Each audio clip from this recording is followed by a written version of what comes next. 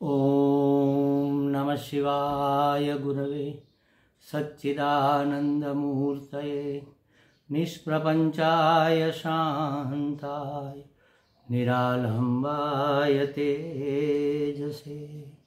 हरिओम प्रभु जी, आज के इस अध्यात्म परिषद में आप सबका स्वागत है।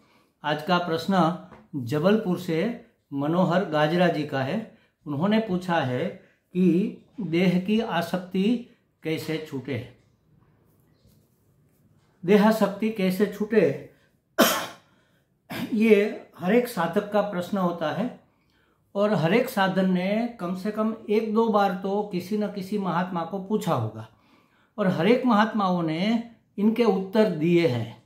जिसकी आसक्ति छूटी हुई है, देहासक्ति से जो मुक्त है, जो जीवन मुक्त है, ऐसे महात्माओं ने भी इसके उत्तर दिए हुए हैं और शास्त्र में भी कई जगह ये बात आई है। हम जानते भी हैं कि ये कैसे छूटे, फिर भी क्यों नहीं छूटती? क्योंकि हम मानते नहीं है। मतलब कि हम छोड़ना नहीं चाहते। हम ऐसा क्यों करते हैं? क्योंकि देहासक्ति छूट जाने के बाद फिर मैं नहीं रहूंगा और जो नया प्राप्त होने वाला है वो तो अभी देखा नहीं, उसका स्वाद चखा नहीं, उसकी झांकी हमें मिली नहीं, तो वह मिलेगा या नहीं मिलेगा? अपना जो सच्चिदानंद स्वरूप है उसकी प्राप्ति अगर होने वाली है, यह हमें पक्का निश्चय हो जाए, तो फिर देह से आसक्ति रखने का कोई कारण नहीं रह जाएगा। फिर भी इस प्रश्न की हम चर्चा करेंगे, वही बात कहेंगे, लेकिन शायद हमारा तरीका कुछ अलग होगा। इसीलिए विद्वत लोग एक ही बात अलग अलग ढंग से बार बार कहते हैं, ताकि कौन सा उपाय किसके काम आ जाए क्या पता। तो देखो, देहासक्ति माने इस देह को मैं मानना और इसमें आसक्त होना, ये ठीक ठाक बना रहे और सदा रहे। और ये मैं हूँ, सबसे पहली बात, ये मैं हूँ, इसलिए ये सदा बना रहे और ठीक ठाक बना रहे, स्वस्थ तंदुरुस्त बना रहे। मैं सबसे सुंदर बना रहूं, मैं सबसे विद्वान बना रहूं, मैं सबसे माननीय बना रहूं। ये सब बातें जो हमारे मन में आती है, यह अज्ञान के कारण आती है। किसका अज्ञान? स्वस्वरूप का अज्ञान। ये बना रहे माने क्या? मैं बना रहूं। ऐसा हम वास्तव में तो चाहते हैं कि मैं बना रहूं, और मैं अगर सत्य स्वरूप है तो वह कभी मिट नहीं सकता। वो तो नित्य है, शुद्ध बुद्ध मुक्त है। तो जिसको हमने मैं माना है, यह शरीर को मैं मानना अगर छूट जाए तो ये देहासक्ति छूट जाएगी। मैं मानना कब छूटेगा? जब मैं सच्चिदानंद स्वरूप हूं, इसका हमें अनुभव हो जाएगा। जब तक अनुभव नहीं हुआ तब तक क्या करें? तो महाराज देखो, एक जैसे अनेक प्रकार की आसक्तियां होती है, तो ये देहासक्ति माने अहमता। अहमता, देखो एक उदाहरण से, ये रुमाल है, ये अहमता रूपी गांठ हमने मार दी। इसके ऊपर अहम माने मैं से जो संबंधित है वो सब व्यक्ति, वस्तु, पदार्थ मेरे, ममता की गांठ मार दी। और जो मैं और मेरे है उसके लिए हमें कुछ चाहिए, अहमता, ममता, और तीसरी गांठ लगी अहमता, ममता और कामना की। ये तीसरी कामना की गांठ लगी। अब हमें इसको छुड़ाना है तो पहला छोर कहाँ से मिलेगा? नहीं मिलेगा। तो हमें जो लास्ट में हमने गांठ लगाई थी वो पहले छूटेगी। किसी रस्सी की 3 गांठ लगाओ, जैसे इसके 3 गांठ लगाई, एक गांठ लगी अहमता की,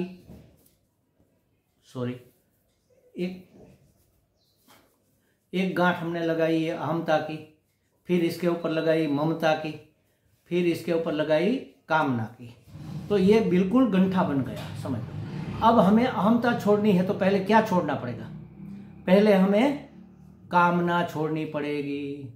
कामना छोड़ने के बाद फिर ममता छोड़नी पड़ेगी। ममता छूटेगी तब हमारी अहमता की गांठ मात्र बचेगी, तब हमें ये अहमता की गांठ छोड़ने का मौका मिलेगा। तो कहने का मतलब ये है कि अहमता, ममता, कामना में से जब पहले कामना निकल जाए, फिर ममता निकल जाए, फिर अहमता जाएगी। इसका मतलब ये नहीं है कि ऐसे ही जाएगी, सब साथ साथ चलेगा। अहमता भी छूटती जाएगी, ममता भी छूटती जाएगी, कामना भी छूटती जाएगी, लेकिन सबसे पहले कामना छोड़नी पड़ेगी। कामना कब छूटेगी? कामना माने हमें कुछ चाहिए, व्यक्ति, वस्तु, परिस्थिति, पदार्थ चाहिए, या तो उसमें कुछ परिवर्तन चाहिए। तो चाहना क्यों रहती है? चाहना माने इच्छा। जब हमारे में अपने आप में अधूरापन महसूस होता है, तब पूर्णता प्राप्त करने की कामना रहती है। ये मूल कामना है, समझ लो। मैं अधूरा हूं और मुझे पूर्ण होना है। मैं गरीब हूं तो मैं धनवान हो जाऊंगा, तो लोग मुझे मानेंगे, मैं पूर्ण हो जाऊंगा। फिर मैं प्रतिष्ठित हो जाऊं, चेयरमैन बन जाऊं या मेयर बन जाऊं या प्रधानमंत्री बन जाऊं, तो लोग मुझे मानेंगे। तो मेरे अंदर जो कमी है उसको हम बाह्य पदार्थों से भरकर पूर्ण होना चाहते हैं, जो कि आज तक कोई नहीं हो पाया। हम पूर्ण है यह जान लिया तो फिर किसी वस्तु की कामना नहीं रहेगी। तो ये जाना जाता है ज्ञान के द्वारा। अब ज्ञान भी हमने शास्त्र का बहुत ले लिया, बहुत प्रवचन सुन लिए, महात्माओं के उपदेश सुन लिए, क्यों नहीं होता? क्योंकि हमारे अंतःकरण में मैल चढ़ा हुआ है, मैल की परतें चढ़ी हुई है। जैसे एक लोहा है, उसके ऊपर काट, क्या कहते हैं उसको, जंग लगा है। जंग की एक के बाद एक के बाद एक के बाद एक के बाद एक परतें लगी हुई है, तो वह मैग्नेट से खींचेगा नहीं, उसकी परतें हटानी पड़ेगी। धीरे धीरे पहले उसको ठोक बजाकर उसकी परतें हटाओ, किसी से छील छाल कर, फिर आग लगाकर, किसी तरह से उस लोहे के टुकड़े को जंग मुक्त करो, काट मुक्त करो, स्टेन मुक्त करो। वह जब स्टेन लेस हो जाएगा तब मैग्नेट उसको पकड़ पाएगा। तो उसी तरह हमारे अंतःकरण में राग द्वेष रूपी मैल चढ़ा हुआ है। तो राग द्वेष अगर जब छूटेंगे तभी ज्ञान होगा। राग द्वेष कैसे छूटेंगे? निष्काम कर्म से। और चंचलता भी है मन में, तब तक बात ठीक से पकड़ में नहीं आएगी, वह छूटेगी उपासना से। और ये दोनों हो जाने के बाद हमारा दृढ़ निश्चय हो जाएगा, तात्पर्य निश्चय हो जाएगा। तब उसको दृढ़ करने के लिए निधिध्यासन किया जाता है। यह सब गुरुमुख से सुनना पड़ता है। जिसके हृदय में शुद्धता है वहां से बात निकलेगी तो हमें असर करेगी। दिल से निकली हुई बात दिल तक पहुंचती है, मन से निकली हुई बात सिर्फ मन में रह जाती है। तो ऐसे सदगुरु की शरणागति स्वीकार करके हम अहमता ममता कामना को मिटा सकते हैं। तो कामना कैसे मिटेगी? जब हम पूर्ण ही है तो हमें कुछ चाहिए ही नहीं। दूसरी बात, एक बहुत सुंदर एकदम आसान तरीका हमारे गुरुजी बार बार बताते हैं। मैंने भी कहीं को कहा कि एक वाक्य पकड़ लो, आप मुक्त हो जाओगे। वह वाक्य क्या है? वह है, जो भी है, जहां भी है, जैसा भी है, योग्य है, बिल्कुल योग्य है। क्यों? क्योंकि परमात्मा स्वयं है या तो परमात्मा की योजना है। क्योंकि हमने शास्त्र में पढ़ा है, सदैव सौम्येदम अग्र आसीत एकमेवाद्वितीयम।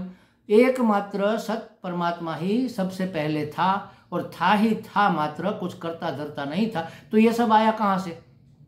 मतलब कि वो स्वयं ही इस रूप में बना। आत्मा न आकाश संभूत, आत्मा स्वयं आकाश बना, आकाशाद वायु, वायु और अग्नि, अग्निराप, ऐसे करते करते करते जल, पृथ्वी, और पृथ्वी से अन्न, और अन्न से सब ये शरीर बने। तो परमात्मा ही इस सब रूप में बना है। जब परमात्मा ही इस रूप में है, सब रूप में परमात्मा ही है, व्यक्ति, वस्तु, पदार्थ, परिस्थिति, सब रूप में परमात्मा ही है, तो वह अयोग्य कैसे हो सकता है? तो स्वीकार करो कि जो भी है, जैसा भी है, जहां भी है, जब भी है, योग्य है। तो हमारी कोई शिकायत नहीं रहेगी। उसमें कुछ परिवर्तन करने की, ये ऐसा नहीं वैसा होना चाहिए, ऐसी कोई कामना नहीं रहेगी। और जो हो रहा है, जहां हो रहा है, जैसा भी हो रहा है, जब भी हो रहा है, योग्य है, क्योंकि परमात्मा की योजना के अनुसार हो रहा है। ईश्वर ने ही योजना बनाई है इस प्रकार की सृष्टि की। हमारे गुरु जी कहते हैं कि इस कोने में, इस कमरे के उस कोने में, आज के दिन में, अभी इस समय 7:20 को एक छिपकली किसी एक जंतु का आहार करेगी, नाश्ता करेगी।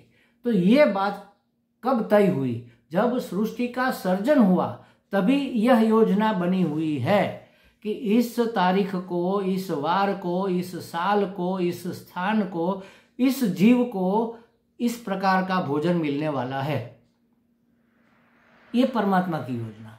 अब देखो इसकी इतनी परफेक्ट योजना है तो फिर वो अयोग्य कैसे हो सकती है? हम कहते तो हैं कि ईश्वर की इच्छा के बिना पत्ता भी नहीं हिलता, तो फिर और घटना कैसे घट सकती है? इसलिए स्वीकार करना होगा कि जो भी है, जहां भी है, जैसा भी है, जब भी है, योग्य है। जो भी हो रहा है, जहां भी हो रहा है, जैसा भी हो रहा है, जब भी हो रहा है, ईश्वर की योजना के अनुसार योग्य हो रहा है। तो फिर कोई कामना नहीं रहेगी, अपेक्षा नहीं। अपेक्षा माने कामना। दुख देने वाली अगर इस संसार में कोई मुख्य चीज है तो वह है हमारी अपेक्षा। हमारे गुरुजी कहते हैं अपेक्षा छोड़ दो, आप सुखी हो जाओगे। किसी से कोई अपेक्षा नहीं। किसी माने अपने शरीर से भी कोई अपेक्षा नहीं, अपने वस्त्रों से भी। ये वस्त्र हमने लिया और हमने सोचा कि चलो ये 6 महीना तो टिकेगा, और 3 महीने में अगर टूट गया तो हमें दुख होगा। कह रहे ये तो 6 महीना भी नहीं टिका। क्यों दुख होगा? क्योंकि हमारी अपेक्षा थी इसको 6 महीना टिकाने की। हमारे पड़ोसी ऐसे होते हैं, पड़ोसी तो ऐसे होने चाहिए, ये हमारी अपेक्षा हमें दुखी कर दी है। मेरा भाई होकर मुझसे ऐसा पंगा लेता है क्योंकि हमारी अपेक्षा थी कि ऐसा वो न करे। किसी से कोई अपेक्षा नहीं, अपने अंगों से भी, अपने शरीर से भी कोई अपेक्षा नहीं। तो कोई दुखी करने वाला पैदा नहीं हुआ इस जगत में। आपको दुख आएगा लेकिन आपको दुखी नहीं कर पाएगा। प्रारब्ध के अनुसार परिस्थिति पैदा होगी। हमारे गुरुजी कहते हैं कि प्रारब्ध परिस्थिति पैदा करता है। वह परिस्थिति में सुखी होना कि दुखी होना, यह हमारी स्वतंत्रता है। और स्वतंत्रता कब होगी? जब हमारी समझ स्पष्ट होगी तब। तो कामना छूट गई तो फिर ममता किसके लिए रहेगी? मेरा है कोई, यह मैं ही या नहीं हूं, तो इससे संबंधित मेरा कैसे हुआ? तो अहमता ममता कामना जब छूट जाएगी, यह मैं हूं, यह भ्रम मिट जाएगा, ज्ञान से मिटेगा कि मैं यह नहीं, यह मेरा नहीं। अगर ये मैं यह होता तो मेरे हाथ में कुछ होता। अगर यह मेरा होता तो मैं क्यों इसको बर्बाद होने देता? क्यों मैं इसको बूढ़ा होने देता? क्यों मैं इसको बेवकूफ होने देता? न तो यह मैं हूं, न तो यह मेरा है, और इसलिए मुझे किसी प्रकार की कोई कामना नहीं है। तब हो गया देह से आसक्ति से मुक्त। तो देहासक्ति छोड़ना इतना आसान लगता है नहीं, क्योंकि उसके लिए अंतःकरण शुद्ध करना पड़ेगा, राग द्वेष मिटाना पड़ेगा, विक्षेप दूर करना पड़ेगा, आवरण जो अज्ञान का पड़ा है वो सद्गुरु से जाकर सीखना पड़ेगा कि वास्तव में क्या है। समझ प्राप्त करनी पड़ेगी कि वास्तव में मैं कौन हूँ, जीव क्या है, जगत क्या है, जगदीश क्या है। ये सब शास्त्र से हमें पता चलता है। फिर वह सही है या गलत है तो श्रुति कभी गलत नहीं होती, क्योंकि वह अपौरुष है, ये परमात्मा से प्राप्त हुई है। तो श्रुति स्मृति महात्माओं की अनुभूति और युक्ति से हम जान सकते हैं कि वास्तव में हम कैसे हैं और कैसे नहीं है। ये जो हम मान रहे हैं अपने आप को इतना परिच्छिन्न मैं हूँ, ये मैं वास्तव में नहीं हूँ। मैं तो नित्य शुद्ध बुद्ध मुक्त अखंड एक रस सच्चिदानंद स्वरूप हूँ, अनंत हूँ। यह बात जब हमें समझ आ जाएगी, धीरे धीरे समझ में आएगी, तब ये देहासक्ति नहीं रहेगी। और जब देहासक्ति नहीं रहेगी तभी ये बात समझ में आएगी। तो दोनों परस्पर है। और इसके लिए एक बहुत उपयोगी, राग द्वेष तो मिट गए, संसार से वैराग्य हो गया, लेकिन परमात्मा से अनुराग भी होना चाहिए। परमात्मा से अनुराग माने प्रेम, प्रेम माने परम प्रेम परमात्मा से। वह होगा परमात्मा क्या रूप, परमात्मा के गुण, परमात्मा का ऐश्वर्य, परमात्मा की करुणाशीलता, ये सब जानने के बाद उसके प्रति हमारा प्रेम बढ़ेगा। तो संसार से विराग, परमात्मा से अनुराग, ये भी होना चाहिए। और हमारे हृदय में मूल्यों का मूल्य होना चाहिए। हमारे गुरुजी मूल्यों पर बहुत जोर देते हैं। बिना मूल्य का जीवन हमें कभी स्थिर और शांत रहने नहीं देगा। जब तक हम स्थिर और शांत नहीं है तब तक कोई बात हमारे पकड़ में नहीं आएगी। जैसे समझो ऐसे ऐसे कोई हिल रहा हो, हम पकड़ने जाए तो ये निकल जाता है, ऐसे ऐसे निकल जाता है, लेकिन ये स्थिर है तो सीधा पकड़ में आ जाता है। तो इसलिए परमात्मा का स्वरूप हमें पकड़ में नहीं आता, क्योंकि हम स्थिर नहीं है। उसके लिए हमारे मन में शांति होनी चाहिए, और शांति तब होगी जब हमारे जीवन में मूल्यों का मूल्य होगा। गीता जी में कहा है अमानित्वम अदम्भित्वम, ये जो 20 मूल्य बताए गए वह जीवन में आ गए तो वही ज्ञान है, और उसी ज्ञान से परमात्मा प्राप्ति हो जाएगी। फिर कहाँ रहेगी देहासक्ति। तो इस तरह से और विचार करेंगे कि ये देह में कैसे नहीं हूँ, ये तो मैं कई बार कह चुका हूँ। थोड़ा विवेक करने से भी पता चलेगा।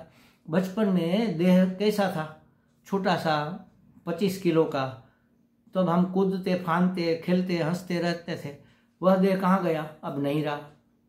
अब जवान हो गए, अब हम 55 किलो के हो गए, लेकिन वह देह नहीं रहा, मैं तो रहा।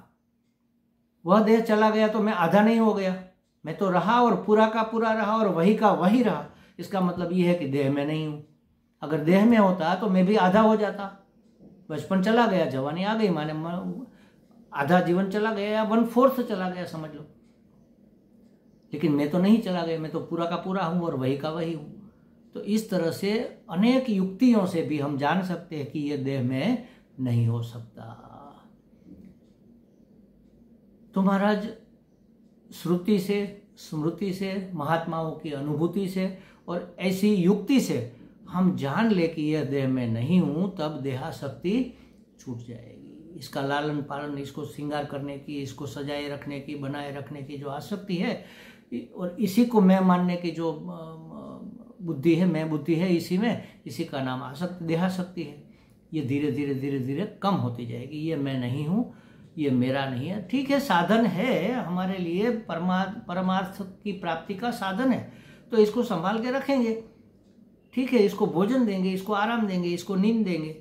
लेकिन इसमें कुछ हो जाए तो मैं मर गया रे, ऐसा नहीं हो सकता। मैं तो मर ही नहीं सकता, अमर आत्मा हूँ। ये बातें हमें शास्त्र के द्वारा सद्गुरु मुख से जाननी चाहिए और इसके साथ साथ हमारे अंतःकरण की शुद्धि और पवित्रता भी होनी चाहिए। मन को एकाग्र भी करना पड़ेगा। चंचलता मन की निवृत्त करने के लिए परमात्मा की उपासना भी करनी चाहिए। ये सब करने के बाद देहासक्ति छूटती है। मैंने कहा ना, लास्ट में वो गांठ छूटती है, पहले नहीं छूटती, लेकिन वो ढीली हो जाती है। उपनिषद का अर्थ भी यही है, बंधन को ढीला करना।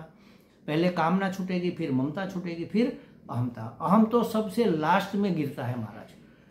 तो आप धीरे धीरे चलना शुरू करो। आप स्वयं जानते हैं कि देहासक्ति क्या है और क्यों है, तो जानते हैं तो छोड़ क्यों नहीं देते? हम चाहते ही नहीं है ना। अभी हमें ये विषय में सुख दिखता है, इसमें सत्यत्व बुद्धि है, इसलिए ये नहीं। पहले जब तक मिथ्यात्व निश्चय नहीं हो जाएगा, संसार के व्यक्ति वस्तु विषय पदार्थ में मिथ्यात्व निश्चय नहीं होगा, तब तक आत्मा में सत्य बुद्धि कैसे होगी? तो मिथ्यात्व निश्चय करने के लिए बहुत पढ़ना चाहिए, बहुत सुनना चाहिए, उसके ऊपर बहुत ही मनन और चिंतन करना चाहिए कि वास्तव में ये सत्य नहीं हो सकता। तब वास्तव में ये सुखद नहीं है, सुखप्रद नहीं है, सुख नहीं देता है। सुख अगर चाय में से सुख मिलता तो सबको मिलना चाहिए, लेकिन कुछ को चाय पसंद ही नहीं है और हमें बहुत पसंद है जैसे कि। तो सुख वहाँ नहीं है, सुख हमारे मन में, सुख दुख मन का स्वभाव है। तो इसको जानने के बाद हमें पता चलेगा कि यह जगत वास्तव में जैसा दिखता है वैसा है नहीं। ये जगत के अंदर ये शरीर भी आ जाता है और तब इसकी धीरे धीरे आसक्ति छूटती है। हमें लगता है मनोहर जी को कुछ स्पष्टता हो गई होगी। हरि ही ओम।